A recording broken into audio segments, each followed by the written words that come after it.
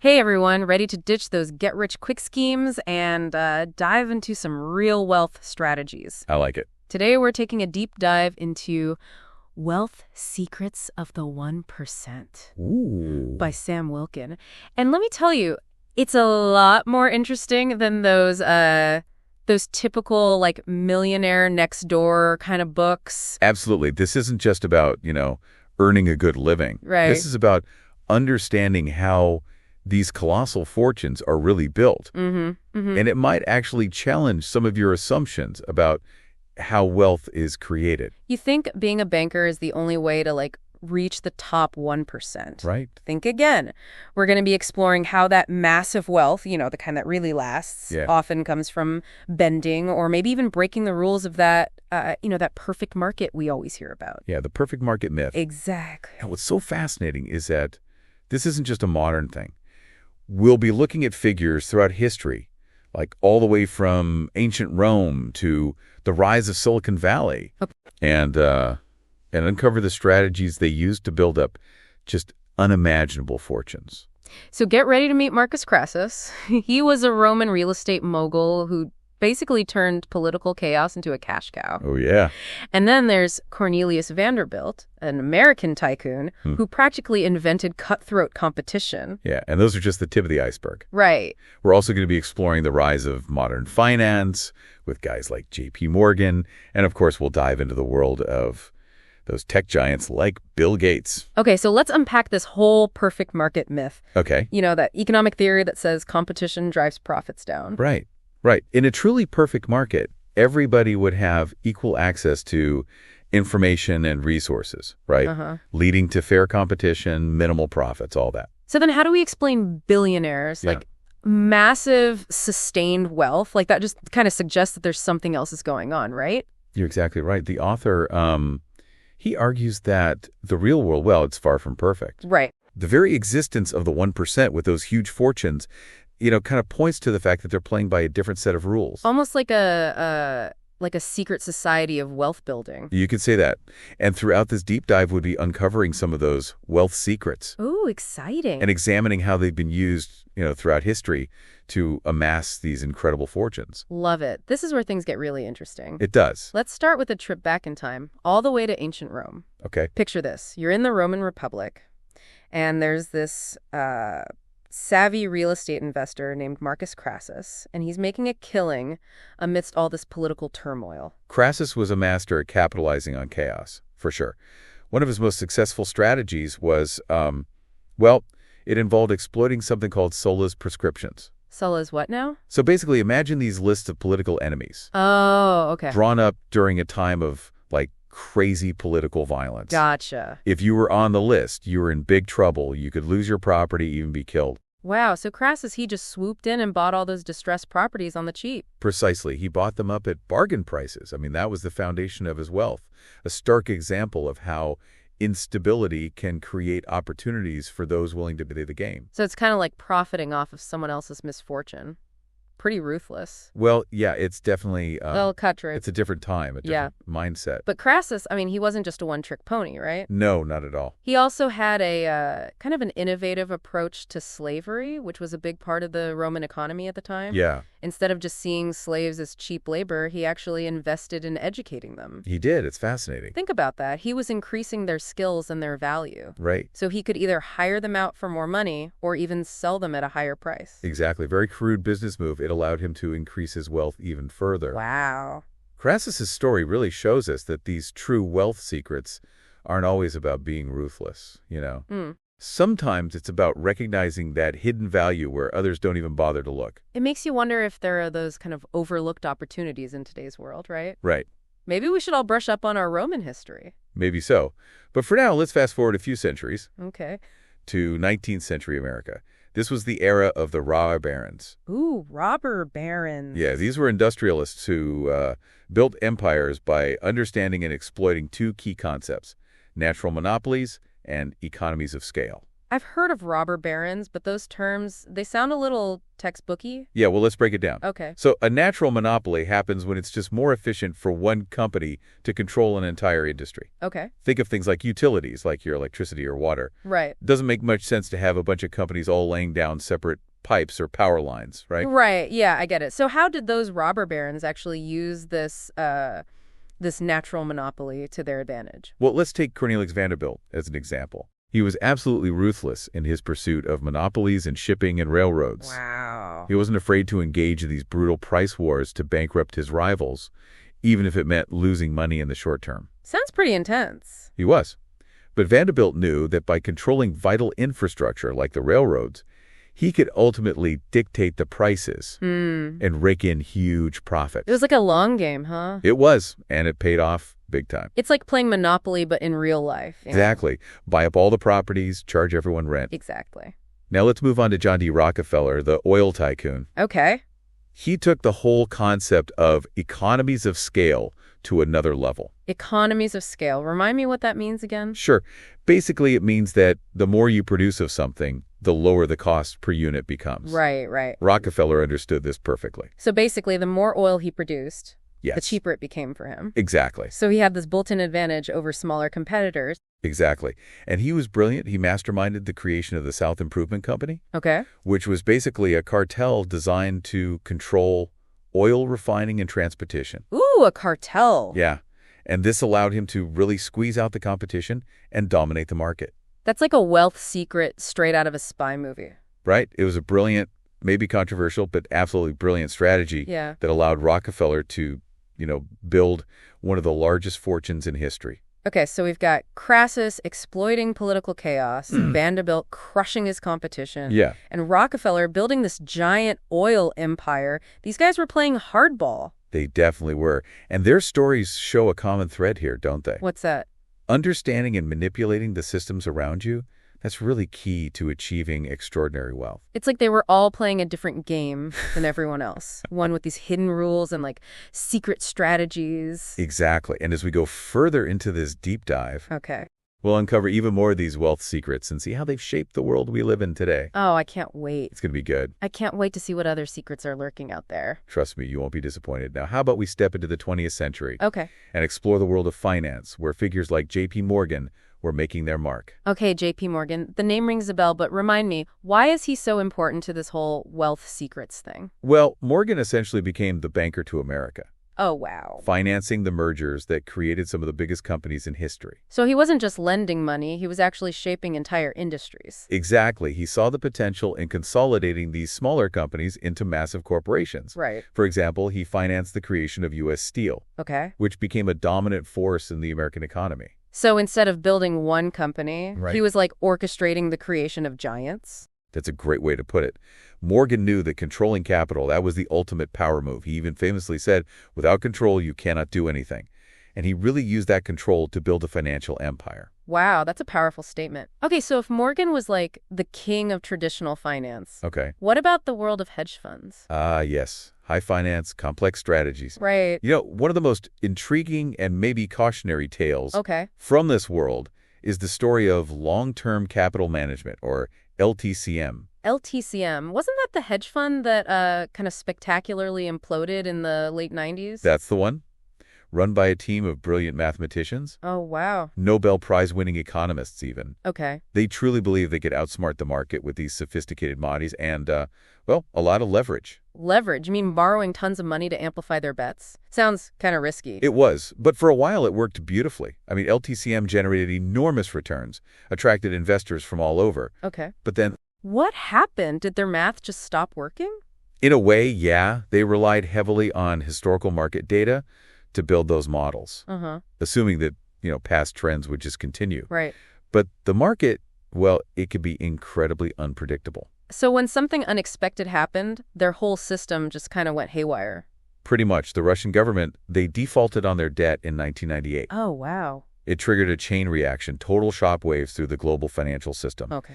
And LTCM's models, well, they hadn't accounted for that kind of black swan event. They were completely thrown off. So even with all that brain power and financial wizardry, they still couldn't escape the fact that the market can be, well, A little irrational sometimes. Exactly. It's a good reminder that even the most sophisticated wealth secrets can be vulnerable to things beyond our control. Mm-hmm. And a good lesson in not putting all your eggs in one basket, right? For sure. Okay, that's quite a journey through history. Where are we headed next in our quest for these wealth secrets? Let's shift our focus to the modern landscape. We'll explore how some of the world's richest individuals have navigated these complex regulatory systems and leveraged the power of technology to build their fortunes. Sounds like we're entering the world of billion-dollar tech startups and global empires? We are. I'm ready. Let's dive in. Okay. Okay, so we've seen how those historical figures like Crassus and Rockefeller, used their smarts and sometimes, well, a bit of ruthlessness to build their fortunes. But what about in today's world? Are those same wealth secrets still relevant in the 21st century? Absolutely. In fact, you could argue that they're even more potent now. Really? Yeah, especially with globalization and technology, right. really changing the game. Okay, I'm all ears. Let's get into some modern examples. Okay, well, let's start with Dhirubhai Ambani. Ambani. Now, you might not recognize the name, but his story is absolutely fascinating. He built this massive fortune by navigating India's notoriously complex regulatory system. It was known as the License Raj. The License Raj. Sounds kind of like a bureaucratic nightmare. It was. Back then, almost every single business activity in India required a government permit. Oh, wow. And, securing those licenses, that was a long and difficult process. So how did Ambani actually succeed? Did he have, secret connections or something? Well, he definitely understood the importance of relationships. Okay. He spent a lot of time cultivating connections with government officials. He became a master at navigating that whole bureaucratic maze. So it wasn't just knowing the rules, it was knowing the people who enforce them. Exactly. Ambani was a master at playing the game. He even had his staff keep a permanent storage locker at a hotel in New Delhi. What? Yeah, for all their frequent trips to meet with officials. Talk about dedication. Wow, he really went the extra mile. It makes you wonder, do those kinds of personal connections still matter today for building wealth? Oh, they absolutely do, especially in industries with a lot of government regulation. Right. But Ambani, he wasn't just a master of bureaucracy. He was also a brilliant entrepreneur. Uh-huh. And he really understood the power of anticipating future trends. Okay, give me an example. Sure. So back in the 1970s, most of India's textile industry was focused on producing those low-quality fabrics. Okay. But Ambani, he saw the potential in producing high-quality synthetic textiles. So he, went against the grain, kind of bet on a different approach. He did, and it paid off. His company, Reliance Industries, it quickly became a leader in the Indian textile market. Wow. And then he expanded right into petrochemicals and other industries, always looking for those opportunities where he could leverage his understanding of the regulations and his ability to predict market trend. Ambani's story is a great example of how those wealth secrets can be adapted and applied, across different contexts. It really is. Okay, but let's shift gears now and talk about someone I think we're all a bit more familiar with, Bill Gates. Yes. Co-founder of Microsoft. Yeah. Classic example of, the American dream. Right. Brilliant programmer, built a tech empire through hard work and innovation. Right, but we're not just talking about building a successful business here, right? Right. We're talking wealth secrets. So what did Gates do that was so different? Well, Gates was a master of leveraging something called the network effect. Okay. The idea that a product or service becomes more valuable the more people use it. Think social media, right? The more friends you have on Facebook, Exactly. the more useful it becomes. Exactly. And Gates understood this principle very early on. Microsoft's operating system, Windows, it became the dominant platform for personal computers. Right. And this created a self-reinforcing cycle. Yeah. The more users and developers joined, the more valuable the platform became. Like a snowball effect, right? As Windows became more popular. Yes. It was harder for competitors to, catch up. Exactly. And, Gates was ruthless in defending that market share. Okay. He was famous for, let's say, aggressive business tactics.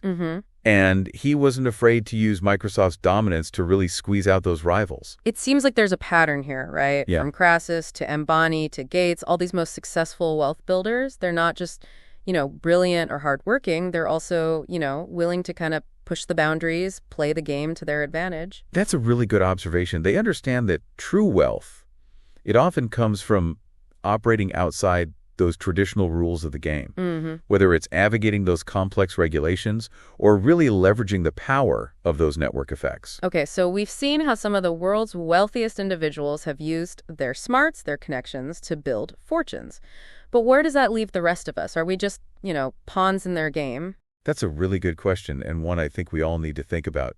The author of Wealth Secrets, he argues that this increasing concentration of wealth, it's a trend that's likely to continue. So you're saying that the gap between the super rich and everyone else, it's just going to keep getting wider? Well, it's certainly a possibility, and that raises important questions about fairness and opportunity, right? Right. If wealth is increasingly concentrated in the hands of a few, what does that mean for social mobility? Yeah. What does that mean for democracy, even? Those are some big questions, and I don't think there are any easy answers. No. But I do think it's important for us to, have these conversations. Absolutely. And to be aware of the forces that are shaping our world. I agree, and, that brings us to one of the most important wealth secrets of all, knowledge. Knowledge, okay. The more we understand about how wealth is actually created and accumulated, yeah, the better equipped we'll be to, navigate this economic landscape, to advocate for a more just and equitable system.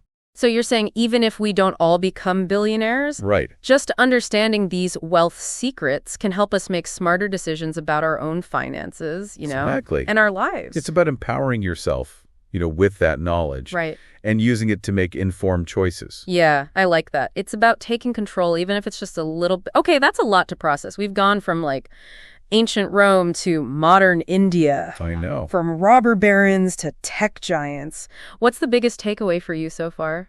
I think the key takeaway is that wealth accumulation, especially on a massive scale, it often goes beyond just hard work and innovation. Okay. It involves understanding and then exploiting the systems around us, whether it's that political landscape, the regulations, or the power of technology. Like seeing the matrix, right? It is. Once you see the code, you can't unsee it. That's a great analogy. And while we may not all become masters of the code, at least understanding it gives us a better chance at navigating the system and achieving our own goals. Okay, so we've learned about some pretty eye-opening wealth secrets so far. Yeah. But before we wrap up this part, I'm curious about something. We've talked a lot about, manipulating systems, bending the rules. Right. Where does ethics fit into all this? Ooh, that's a tough one.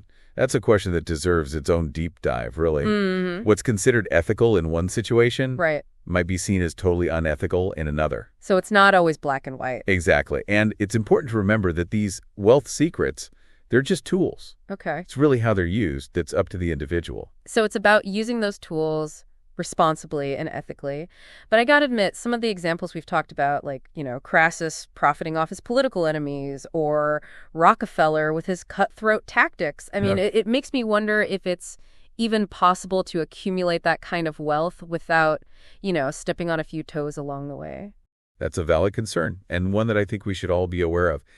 It's easy to get caught up in that pursuit of wealth. Yeah. And lose sight of the bigger picture. Right. At the end of the day, it's not just about how much money you make, it's how you make it and what kind of impact it has on, the world around you. Well said. I think that's a great point to end on for part 2.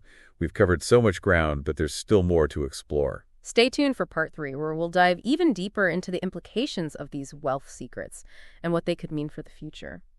It's interesting, as we've been going through all these wealth secrets, it's really striking how much they depend on understanding how people think, how people behave. Yeah. It's almost like a psychology lesson, but disguised as a finance book. It's true. Many of these figures we've talked about, they were incredibly perceptive when it came to human nature. Right. They understood how to tap into those desires, fears, even laziness sometimes to gain that advantage. Like Crassus, right? Capitalizing on that fear and panic during all the political upheaval in Rome. Exactly. Or Vanderbilt understanding how to manipulate the market to outmaneuver his rivals. And even in the modern era, right? Yeah. Figures like Ambani and Gates, they've shown a real understanding of human psychology. Right. Ambani knew how to navigate all that complexity of, bureaucracy, build relationships with the right people. Right. While Gates, he grasped that power of the network effect really early on. Yeah. Recognized that people, they're drawn to what's popular. So these wealth secrets, they're not just about those cold, hard calculations. Right. They're about understanding that human element. Yeah. Those sometimes irrational forces that drive our decisions. Precisely. And that's what makes these secrets so effective. Uh-huh.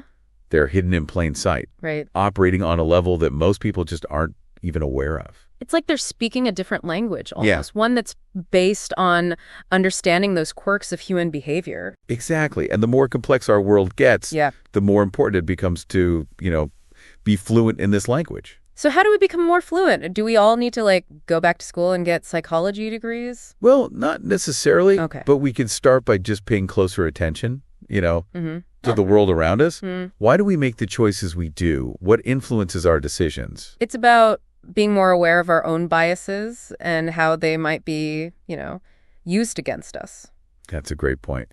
And it's about questioning the systems around us, right? Why are things structured the way they are? Yeah. Who benefits? So it's not just about understanding those individual wealth secrets. It's about understanding that bigger context, those forces that shape the rules of the game. Exactly. And once you start to see those forces at play, you can start to make those more informed decisions about, your own life, your finances, your role in society. We've covered a lot in this deep dive. We have. And I gotta say, it's been a bit of a roller coaster ride. It has. We've seen those brilliant strategies, some cutthroat tactics, and even moments of, like, sheer genius. It has been an enlightening journey for sure. And I think it's important to remember that these wealth secrets, they're just tools, really. Okay. How they're used, well, that's up to the individual. That brings up something I've been thinking about. Right. We've talked a lot about the how of building wealth, but what about the why? The why? What motivates people to, accumulate these massive fortunes? Yeah. Is it purely greed, or is there something more going on there? That's a fascinating question. I mean, psychologists, philosophers, they've been debating this for centuries, right? Yeah. I think for some people, it's the challenge, Okay. the thrill of the game. For others, maybe it's power, influence. Right. And then, of course, for some, it's about security, providing for their families. So there's no single answer, no one-size-fits-all explanation for that drive to, accumulate wealth? Not really. Human motivation's complex, right? Right. It's often a mix of different things. But I think it's important to remember that wealth in and of itself isn't inherently good or bad. It's a tool. And like any tool, it can be used for, good or for bad. So it's about how we use that wealth. Yeah. Not just how much we have. Exactly. And I think that's a message that often gets lost in the whole conversation around wealth inequality. Right. It's not just about redistributing wealth. It's about encouraging people to actually use their wealth responsibly. Yeah, to make a positive impact on the world. Yes. Rather than just accumulating more and more for themselves. Exactly. And I think that's something we can all strive for, regardless of, how much we earn. We can all make choices that benefit our communities, support those in need, and create, a more just and equitable world. This deep dive has really given me a lot to think about. Yeah. It's challenged some of my assumptions about how wealth is created and, made me more aware of those forces that are at play in our system. I'm glad to hear that. And I hope it's encouraged our listeners to do the same. Engage a little more critically with the world around them. Right. Consider their own role in shaping a more, equitable future. So to all our listeners out there, keep learning, keep questioning, and keep pushing for a world where everyone has that opportunity to thrive. Yeah. Not just those who know the wealth secrets. Well said. That's it for our deep dive into World Secrets of the 1%. We hope you enjoyed the journey. Yes. And that you'll join us again for our next exploration of those forces that shape our world. Absolutely. 30 C's Week's End.